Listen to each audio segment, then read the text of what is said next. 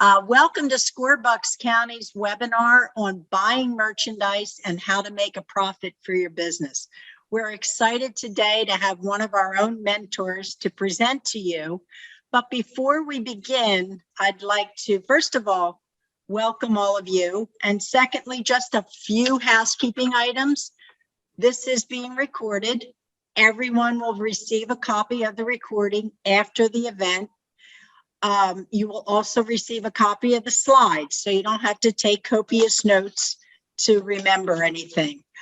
Please hold all of your questions until the end. Put your questions in the Q&A. So at the bottom, you have the Q&A and the chat.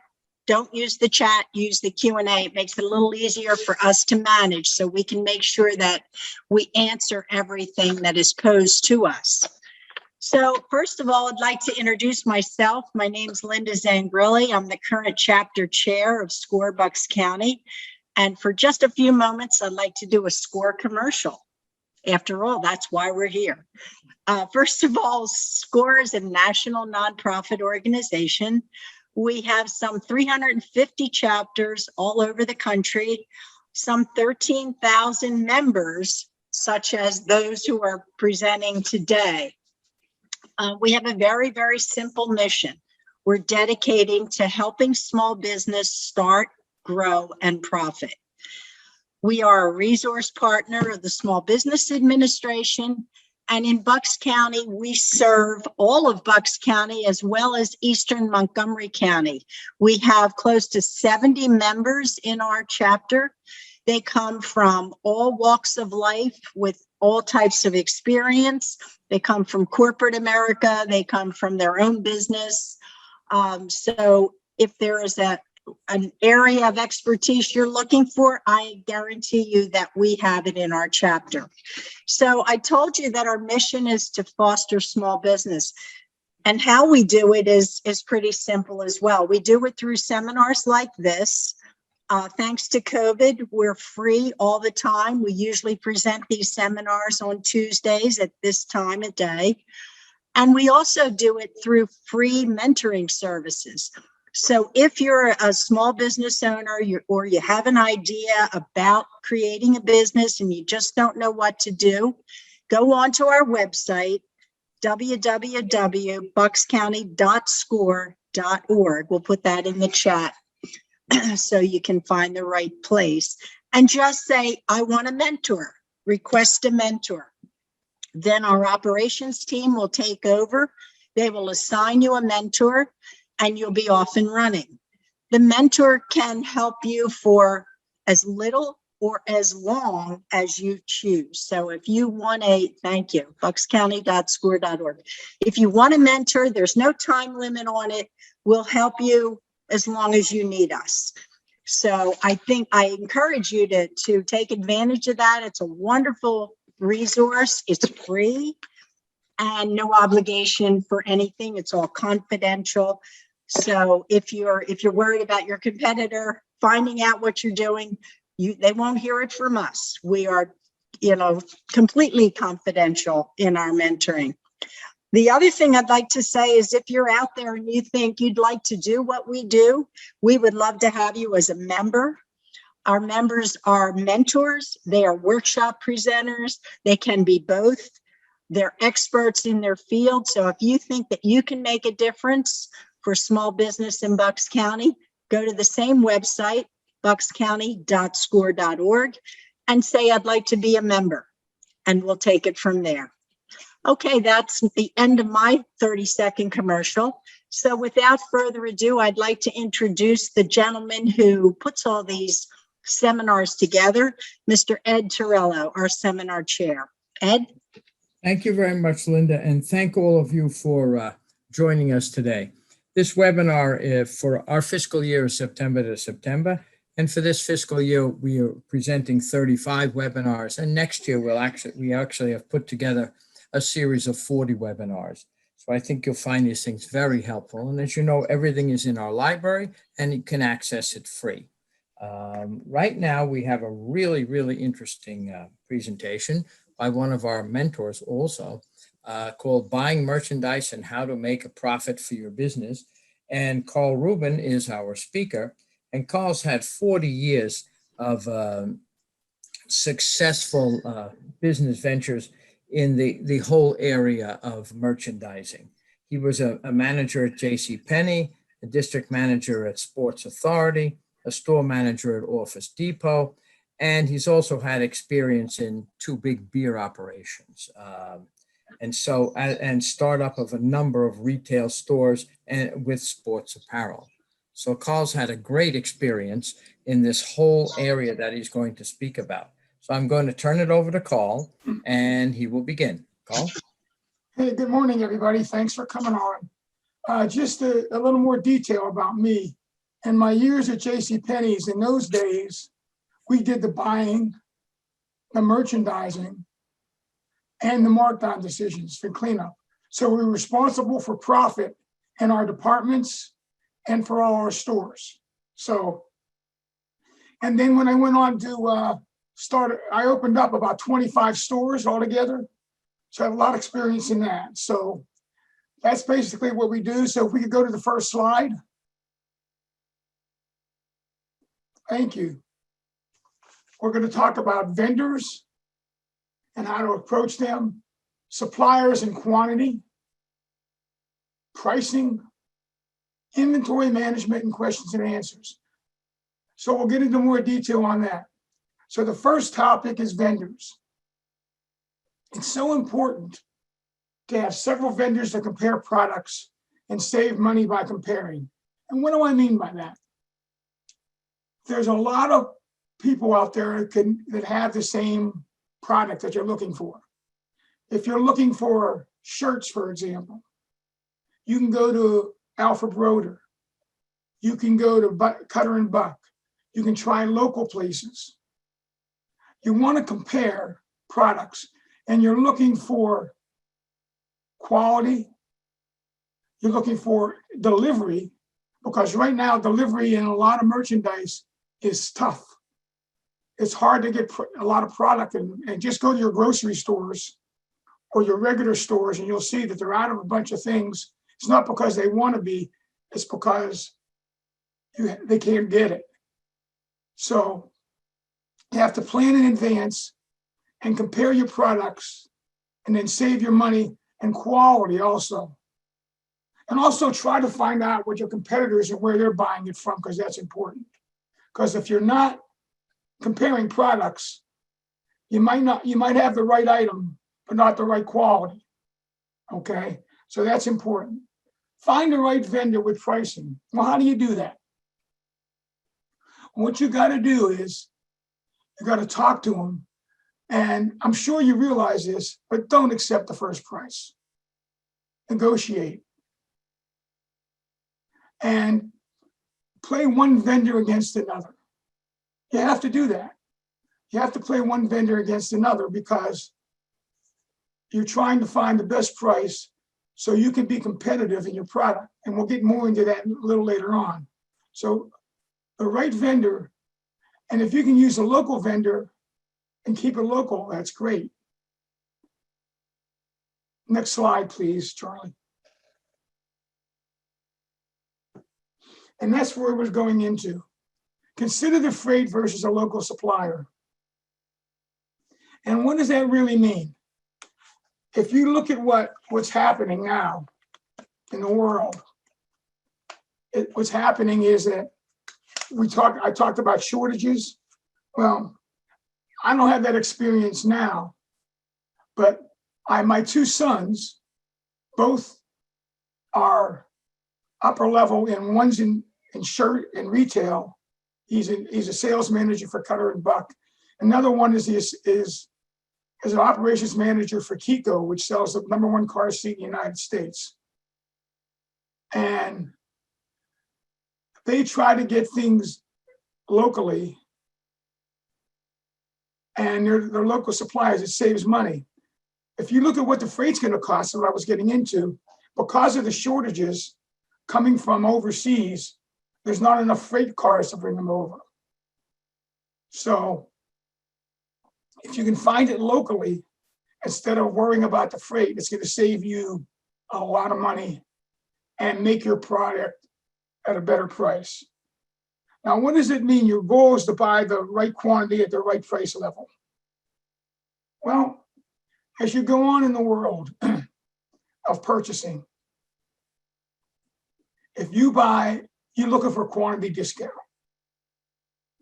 And the reason you're doing that is your goal is to get, is in the long range, as we'll discuss later, to get your merchandise at the right price and to make profit on it.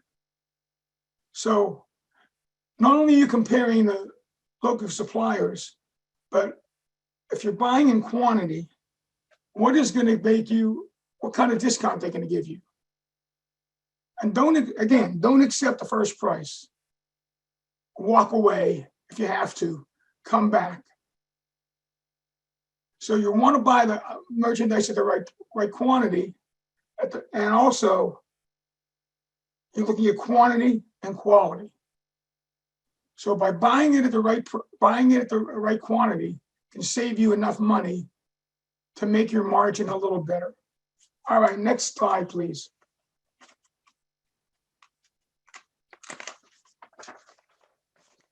What gross margin are you aiming for? Well, gross profit equals net sales minus cost of goods sales. Okay. You've got to decide what margin you need to keep your business profitable. As most of you know, 60 to 70% of new businesses fail. And I'll tell you why they fail. There's a lot of reasons we'll get into, but one is you're not making enough margin on your merchandise. If most of you might not remember this, but 10, 15 years ago, before Sears bought Kmart, Kmart was folding. They were doing $100 million in sales, but they weren't making any money on it. So what good is sales without profit? So you've got to decide what gross profit you're aiming for to cover your expenses and end with a profit. So that goes to margin. Now, there's a fallacy in what markup, people think markup is. Unless you get it free, there's no such thing as 100% markup. If you pay $5 for something and sell it for 10, that's 50%. If you buy it for $1 and sell it for 10, that's 90%. So you have to divide that 5 over 10 and gives you 50%. So that's something you should realize unless you're getting it free. So you're determining the markup price that's comparable to the market price. And what am I talking about that? It goes to the bottom item.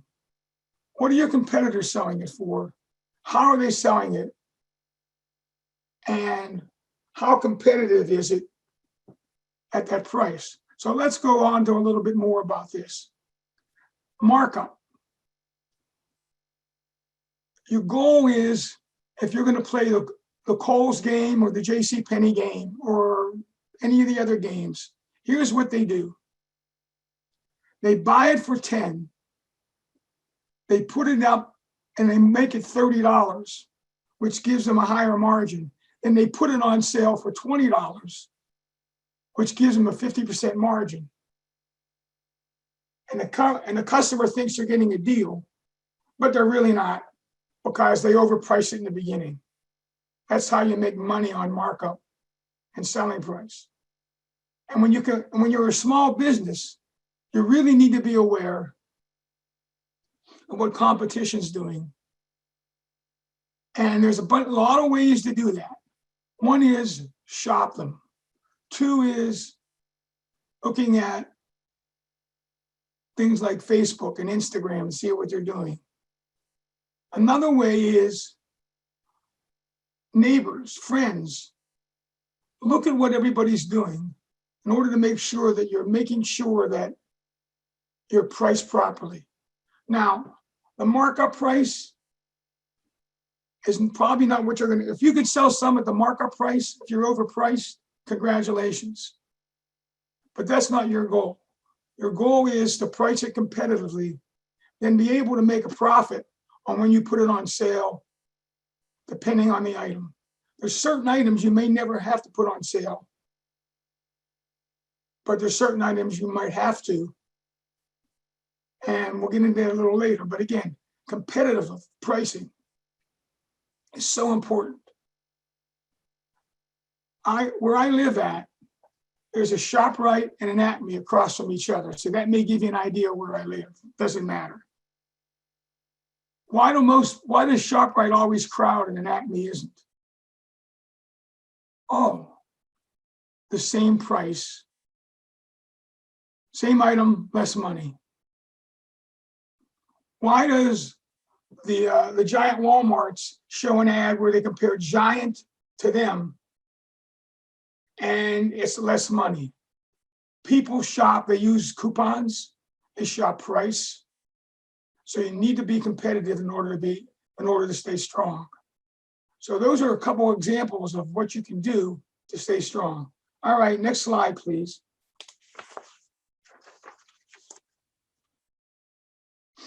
All right, your best sellers. You may have heard this, you may not have heard this, but 30% of your items can do 70% of your business. That's a retail thing that's been around for ages. So you want to make sure that your best sellers, you can increase your margin on those, but make sure you're never out of them. And a few examples of that is with JCPenney's or any other retailer. And if you're buying it at Father's Day and you're out of size 36 or 38 underwear, there's something wrong with that. If you're going to if you have a business where you have back to school items and you're out of the key items at back to school, that's not how you do business. Never be out of your best items. And when you're buying your items, make sure that if you're buying sizes, look at how you buy your sizes. If you go into a store and look at your competition and look what they have on clearance and why. What they have on clearance is the bad sizes, the bad items, or a runoff on those bad items. So that's the key to that, is make sure you're not out of your best sellers and you can increase your margin on those for what you sell them at. Now, when offer special discounted pricing at certain times of the year as an incentive, well, that may be self-explanatory, but back in the day, the best way to do something on sale now is, if you notice, there's a thing called BOGO. Buy one and get one half off. The consumer may think they're getting a great deal, but guess what? It's not, because it's better than offering 25% off the whole category. Why is that? Because you're taking 25% off the cheaper item if they buy two items, unless they buy two of the same item. And that's only 25% off. So you're making full margin on the first item. And on the item that's 25% off, you're only taking 25% off. So that's one way to do it. Another thing about that is knowing, depending on your product, what are you going to sell and why are you going to sell it at a certain time of the year? As you look at the rate of sale on an item, and it's not selling to what you own. Now, a couple of ways to do that is, if you set up a spreadsheet for all your items, and you can plan out what you think you're going to sell by month on that item. So if you're going to sell an item and you have 100 on hand, and it's in the peak time, and you plan to sell 60 of them in the month of August or December, and your rate of sale doesn't show that, what are you going to do to make sure that you sell that item? That's really important, because you don't want to get stuck with an item after a certain time of the year. Christmas trees after in January aren't worth much on sale, right? Long sleeve merchandise. air conditioners in the wintertime. Those are certain things that really aren't worth anything. Now, offer quantity price discounts on large orders. As a big business, you can't do this, but as a small business, this is a great way to do it. And depending on what you're selling, let's say you can hook up with, you're selling sports merchandise, for example, and you get along, and you want to get a hold of the associations that are there,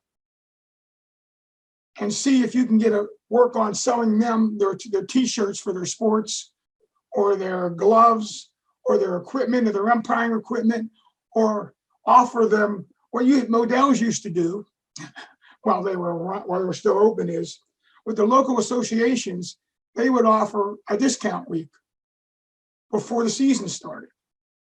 They would give so much off each item in that sport. So before baseball season, they would offer baseball on sale. For soccer. So whatever your item is, if you can get into that and look at selling that at a discount. Now, larger orders, it has to be with a company. So if someone comes to you and says, I want to buy 200 of those items, what can you do for me? Well, what you have to look at is what your margin running is. And since it's a larger order, can you get it locally and save freight? And what kind of discount can you give them to still make a profit on it? So that's that. I'm going to go back to discounted price at certain times of the year's incentive, because this is so important. Too many stores keep merchandise over and run it through, try to say it's going to sell next year. Well, guess what? If it didn't sell this year, it's not going to sell next year. And you're tying up your dollars. You want to sell that merchandise to get sell that merchandise isn't selling to buy merchandise that is selling. You've got to get rid of the items that aren't selling at the time of the year that you need to sell it. All right, next slide, please. Thank you. All right, we're going to spend a lot of time on this because I've been discussing this. Clean up poor selling items. What we used to do in the old days, you had an out of stock date. So on your merchandise that is not a basic, you need to look at it and put an out of stock date on it, and make sure that you clean up that item at any price. Oh, you're saying that's crazy. I'm losing money. I'm selling it below margin, below profit, because what I paid for it. No. What you're doing with that is you're cleaning up your items that don't sell to get merchandise that does sell. And just look at it. You have to clean up poor selling items in order to be profitable. If you go into stores that fail, that's because they're running inventory over that they don't need. And again, I mentioned this earlier. It doesn't get any better. The exception might be maybe an air conditioner, but even those upgrade and change. When I worked for Office Depot, we got rid of our laptops every 3 to 6 months. Why? Because the technology changed. So when you're looking at something that has technology in it, you're looking at something that has a short life on it, you need to look at making sure that you're cleaning that merchandise up on a timely basis. And why do you do that? Again, turn your dollars. Turnover. What is turnover? I haven't mentioned that yet. Turnover is when you turn your merchandise and you're looking for a certain amount of turnover. And again, if you set an out of stock date on something, There was times where I had a $100 item for $29.99, even though we paid $45 for it. Even when I was helping run the beer stores, guess what? Not all beer sells. There's certain items that sell. They come out with new things all the time. And if it didn't sell, you have to do the same thing, run a special on it. In the beer store, when I first started, there was 2 pumpkin beers or 3 pumpkin beers. When I left it 10 years later, it was 22 styles. Well, first of all, we didn't buy all 22. And you had to clean that up at a certain time. Christmas beers, same deal. Started out with a few, went with a many. You have to look at what you're buying and try to focus on your best-selling items, which coincides with your poor-selling items. If you're, mentioned this a little earlier, if you're out of your best-selling items, you'll never be profitable. You always have to be in business in your best-selling items, and if it's apparel in your best sizes. And if you're looking at apparel, small is a waste of time. Medium, large, extra large, and XXL. If you're selling kids and adult items, a child's extra large and an adult small, you can get away with the extra large and a child, especially on t-shirts. The sizing has changed to the right. Learn how you buy, what is selling, what is your best items, how is it selling, and if you need to buy it in the right size, the right color, the right item. It doesn't matter what business you're in. Never be out of your best-selling items. And look at we're going to tie back to margin. I'm going to talk back to margin a little bit. If you are selling something, if you buy something for $5, pay $5. And that should include your freight, because freight could hurt margin. And it costs you $6, and you're selling it for $10, and you put it on sale. You're going fake out our customers. Buy it for $5 or $6. Put it up for $15. If you sell a couple, fine. Then put it on sale for $10. They look like they're getting 1/3 off, but that's what you want them to think. You want them to think that you are getting that, they're giving them a bargain, but you're still making money. Okay?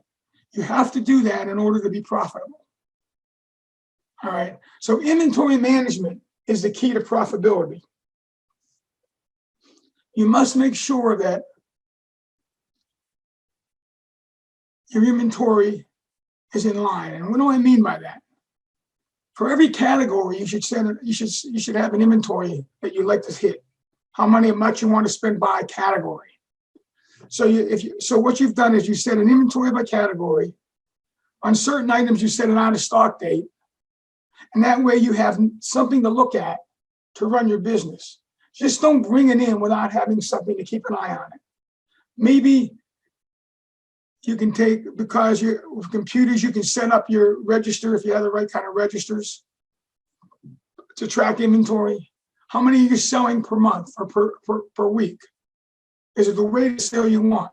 If it's not, if you don't have the registers to do that, set up a spreadsheet and do manual counts every month or every couple of weeks. Just don't assume it's selling. You can't assume something's selling. You have to check it. You have to make sure that it's happening. And then promoting an item. We all know that items in the front of the store can sell better than items in the back of the store. So maybe if an item's in the back of the store didn't sell, move it to the front of the store. And then it's still not selling, then it's in the front of the store, offer it. Now, what should you put in the back of your store? Well, what you should put in the back of your store is items you know the customer is going to go look for. Basics. You know, whatever it is. If it's baseball equipment and baseball, put that to the back of the store because they're going to go look for that if they want it. If it's an item you want to try to get rid of, you put it in front of the store, then you put it on, if you put it on sale in front of the store, customer sees it. Why do Acme and ShopRite and other places, when it rains, roll their umbrellas at the front of the store? Well, that's a no-brainer. That's because they want them to see it. Why do you have pickup items at the front of a store? Because you want people to see it. And sometimes in a store, you need to go out of your way to look for something that's different. What is selling? What is hot? Look at what other people are doing. The media is so important, social media. As we know, a lot of people don't get newspapers anymore. But depending on who your clientele is, you need to look at who your clientele is, make sure you're looking at them. Now, there's some local things that come out, like a local, they get once a week where they throw in and there's ads in it. Or there's an AARP magazine that comes out for us younger people. And those are things that you can look at to make sure that you are cleaning up and never be out of your best-selling items. And you know, we've all heard this joke. Why did the chicken cross the road? To get to the other side? No, the chicken crossed the road to get the best value. That's why the chicken crossed the road, because they're looking for value, price, and I'm going to throw this in. It has nothing to do with inventory management, but it's so important to give good customer service. In today's world, if you shop, you know there's a lot of inexperience, a lot of mistakes that happen. If you give better customer service than everybody, teach your employees to give better customer service, to be friendly, learn their first names if they're a regular customer. That will help, because there's one thing that's not here, word of mouth to help sell your merchandise is important. I'm sure you've heard this. A customer gets bad service, he tells 10 people. Then they tell 10 people, and so on and so forth. If you give customer service, they tell a couple people. That word of mouth will get out and give them good customer service in order to make sure that you're doing your business. I want to focus a couple more minutes on this poor selling items, because all the years I've seen where I've gone into stores, they still have stuff that's around and around and around. Please, whatever your merchandise is, if it isn't selling, put a price on, it'll sell it. And do something different with your pricing. If it was me, I would use like red for clearance or orange and use white for regular size. Have something to differentiate your sale items.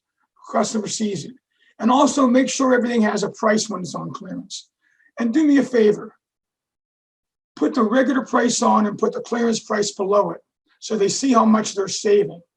Too often, I just see a clearance price on it, and the customer doesn't know, well, how much am I saving? I have no idea. What's the big deal? And don't put the clearance price on top of the regular price. I see that too.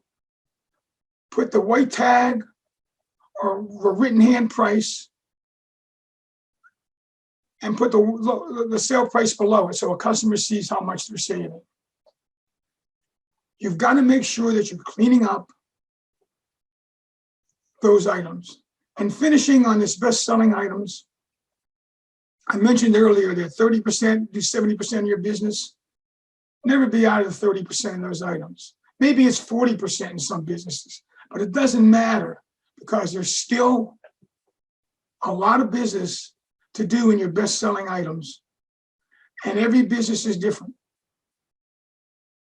But make sure whatever your business is, to make sure your best items are in stock. And if it has sizes, your best sizes, and then your colors. Sizes, colors, items. And one of my pet peeves now is underwear comes in size. It used to come in 32, 34, 36, 38. So now it comes small, medium, large, extra large. It's easier to buy, but as a consumer, it's harder to fit you sometimes. But again, what does that mean? The reason they did that was to have less SKUs and easier to stay in stock, which means large is the best size and extra large is the second best size. So, especially in briefs.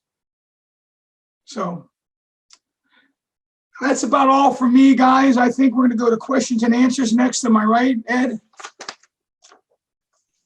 Yes, we are, Cole. We have a whole bunch of questions. Well, that's excellent.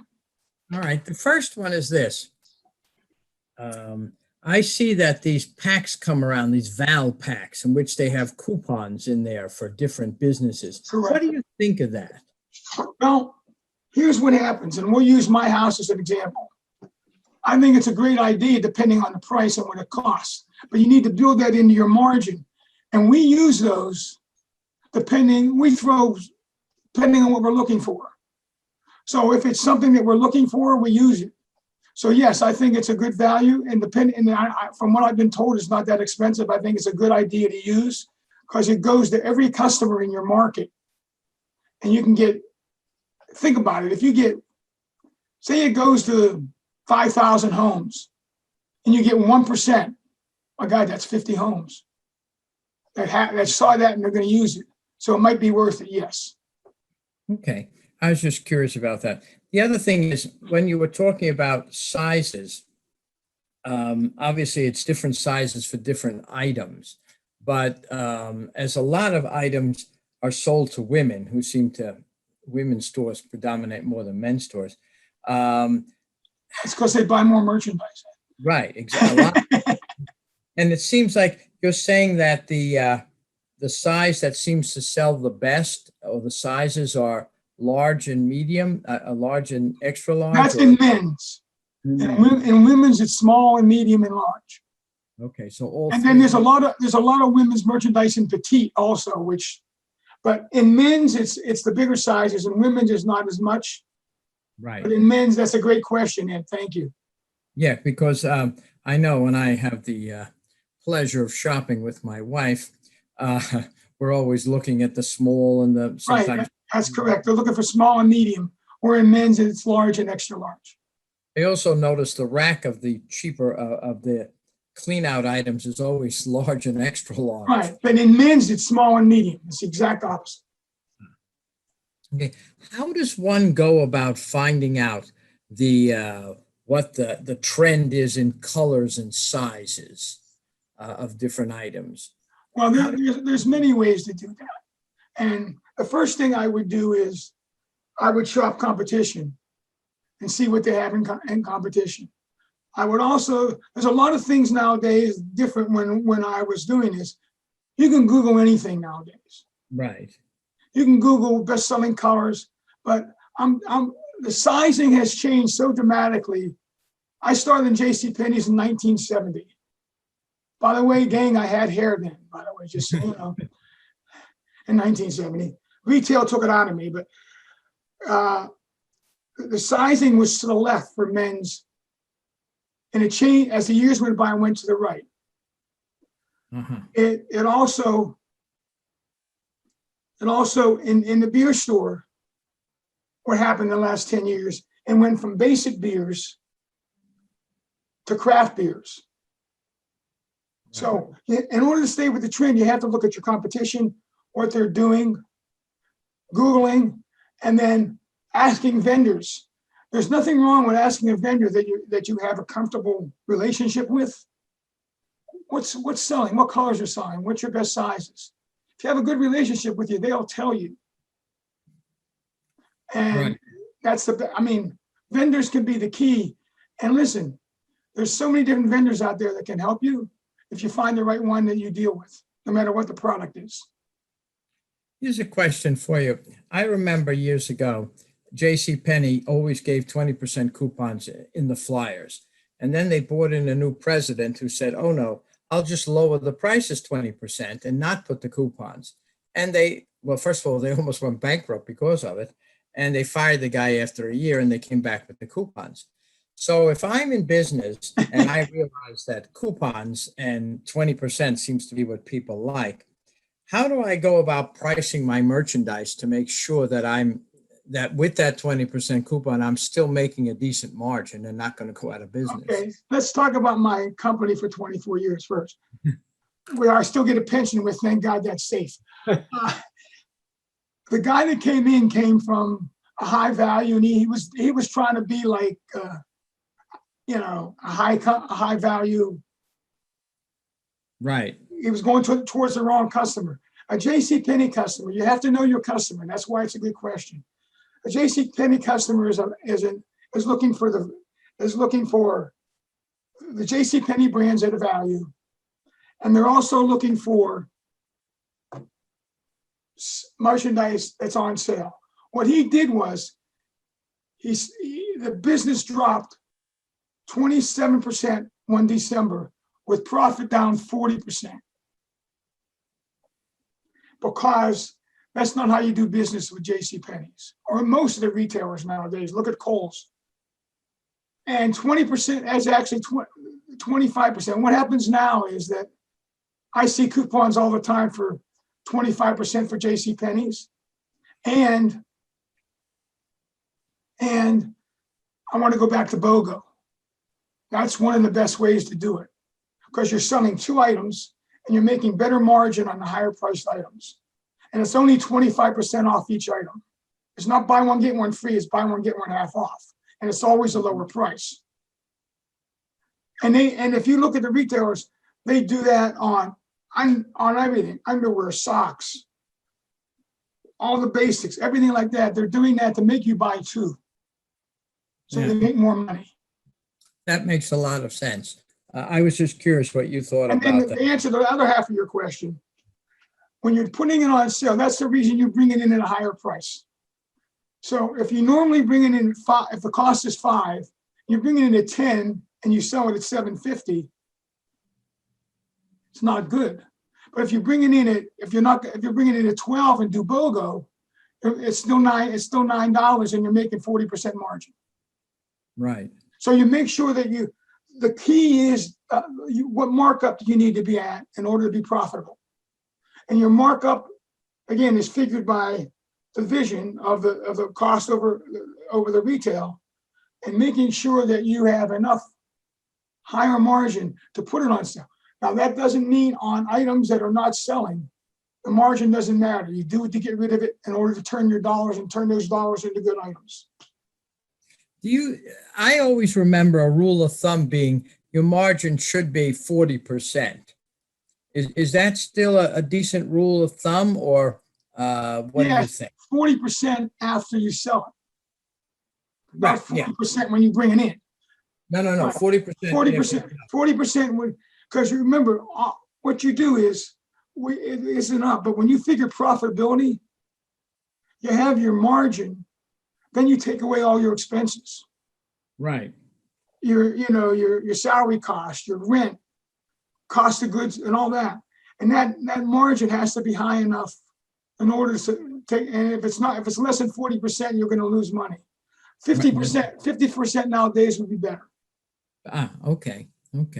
Here's a question. It's on a particular industry, but perhaps you have some expertise. My question is regarding a particular industry, floral supplies. I only know to attend the large trade shows around the country or local wholesalers. Any other ideas? And it also asks if we have any mentors who do floral mentoring. I'm not sure about the answer to that question, but they can go to our site, and if there's nobody in Bucks County, there's somebody else in the rest of the country. Well, I think I can help a little bit. What I suggest on something like that, okay, is if it's floral arrangements and floral, is get in with, there's two people that can help you. One is a wedding planner. And two is, I hate to say this, someone, like who had, were people, a funeral director. And why do I say both of those? Yeah, right. They're kind of, because there's times where people, wedding planner, and if they need flower arrangements, they'll recommend somebody. So if you're friendly with them, they may want a percent, but you can give them, it's worth giving them a percentage in order for you to give a bigger sale. So that's what I'm going to stick with the wedding planner, forget the other one for the time being. Okay. Here's one that's very interesting. Is it beneficial to donate poor selling items at the end of the year? I would absolutely. And I'll tell you why it is. Now, it's not beneficial for some big businesses do it, but you have to talk to your accountant. But the way I see this is, if you donate once you're below cost, if you donate the rest of that to Goodwill or someone, you might be able to take the discount, take that as a write-off for your cost, if you're with me. Now, you can't take it at the retail, of course, but if you have 100 items at $5, that's $500. I'm using a small amount. And if you donate it, I think you might be able to use that as a write-off for your business. But you'd have to ask your accountant or someone knows more about that than me. I'm pretty sure you can do that. Right. That's a great question, by the way. If it doesn't work, you can sell it for whatever and just get some cash flow. That's correct. Listen, you know what they say, half a loaf is better than no bread at all. For sure. Now, here's one that's interesting. Do you think Amazon can be a viable and profitable way to sell merchandise for a retail sales beginner? No. That's tough. I think Amazon is for, if you look at what they're doing, you have to get, the answer could be yes or no. I'll tell you why it could be yes. The way Amazon does it, their buyers put merchandise in their business. If you know a buyer from Amazon and you can get your product on Amazon, yeah, it would be good. But what are the odds? Listen, it's like going on to Shark Tank. How many of those items do they actually go for? You have to convince them that it's worth it. And what's it mean for Amazon? So I would think you could try, but inexperienced person would be very difficult. Also, when you're doing stuff on Amazon, as with a store, you need to have a certain amount of inventory. Amazon, in the store, you'd be safe. Amazon is not going to accept you unless you have so many goods, because they don't want to disappoint their customers. Right. And the other thing is, if you're selling clothing, for example, you need to have sizes and colors, etc. So you need a decent inventory. And then how do you dispose of it if, in fact, it doesn't sell? In a store, you can put a that's correct. disposal rack. And Amazon, I don't think you can. No, so you you can't. have to be a little bit That's the other negative. What do you do when merchandise doesn't sell? You're stuck with it. Yeah. The only thing you could do is you can do something on Facebook and Instagram and try to sell it off of that. Right. That becomes a lot of work. Oh, yeah. Here's another one. Is there any free software to manage inventory and retailing? Yes. Okay. And do you know the You have to name Google it. I have to Google it, which I can't, but yes, there is. I can't think of the name of it right now.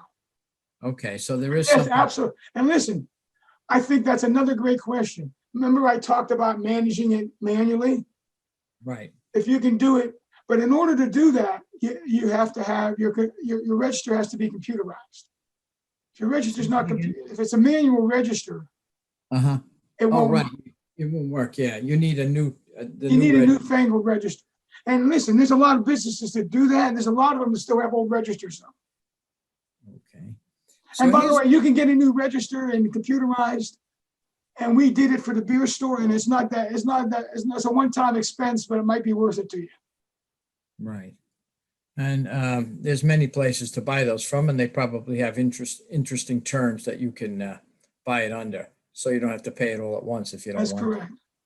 So here's one. This is really interesting. What advice would you give for marking up handmade items? It's sometimes hard to estimate the cost of supplies. For example, if I spend $6 on a jar of paint, but only paint one board for a sign, how do I figure the price for the paint for that specific product? I guess the same thing goes for yarn or anything else. Yeah, well, the thing you do is that the paint would be a small percentage of. You have to look at what you're painting and how much did you pay for that. And I wouldn't even, if there's not a lot of paint, I would even discount it. I wouldn't even worry about it. I would worry what you paid for it, how much time and effort you put into it, and then mark it accordingly. So if you're buying something and you pay $20 for it, and you use just a little bit of paint, and it took you 2 hours to do it, I'd probably be charging $40 to $45 for it. Right, you have to cost your time out at a certain price, Right. whatever that might be. And nowadays it's somewhere, I guess, between $15 and $20 an hour. Yeah, unless you work in retail, okay. Or if you're a waiter or a waitress. Right. And here's one. We talked about this before, but you might get a little bit more in depth here. Can you talk about advantages and disadvantages of store versus online only stores? So selling it. Absolutely. Well, the advantage of a store is that you have visibility and that you have a space, you can see everything at once and a person can touch and feel it. Now, I think it depends on what you're selling nowadays. And let me tell you why I say that before we go to, is that younger people, my two daughter-in-laws, for example, and a lot of other friends, they do a lot of their shopping online. I think if someone's a certain age, they go shopping in stores. So it depends on the product. The disadvantage of a store is the rent, the help, the location would have to be right. But if you have the right product, the right location, you have to have more inventory. The other question is, if you're doing it online, where do you store all your inventory at? I mean, you have a garage maybe where you do that. I mean, is it safe to keep it in there? You have a house. I mean, it has to be organized. So, and also you have to think about when you're doing it online, you have to worry about shipping costs, handling. And I mean, we send something to Dallas on UPS for a birthday, and the cost almost knocked me off my feet. So that's gone up. So that you have to take that into consideration also. But there is advantages to both. But listen, it's no different than anything else. Location, location, location. Just like if you're buying a house. You know, some businesses, a lot of them now, do both. That's They correct. have a store for which they can pull the inventory to mail it, and they have the online catalog, so people want to buy online, do that. But they buy it and it's sent right from the store. Right. And that gives you an advantage because you have the store and you also have enough merchandise. I just don't know how, unless you have a place to store where you store your merchandise.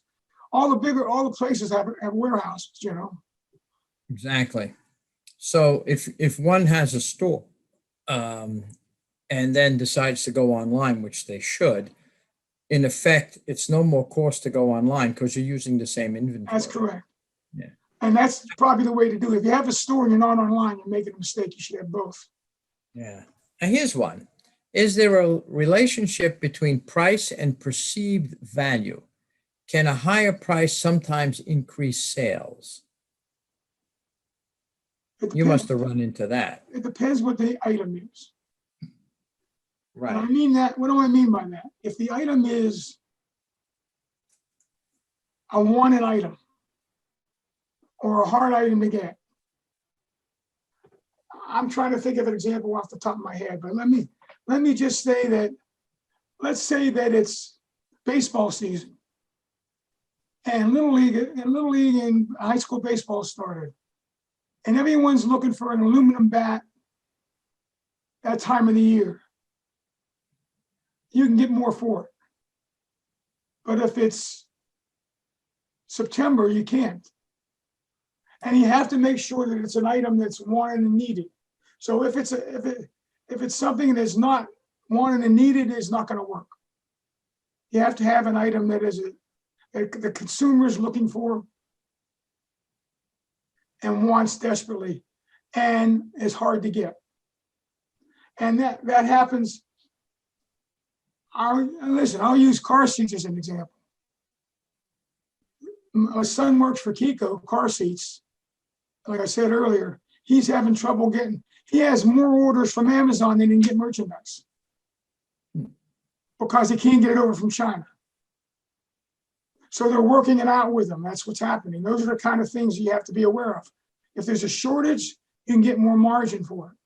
But if on the other hand, if there's an overage, you're SOL. You got to sell it at any price. I would assume that, for example, high-end ladies' pocketbooks and things like that, the movie stars all walk around with them. That becomes an item that everybody wants, and therefore jewelry would be another one. Jewelry, yes, definitely, yeah, that would be an area. Maybe even perfume.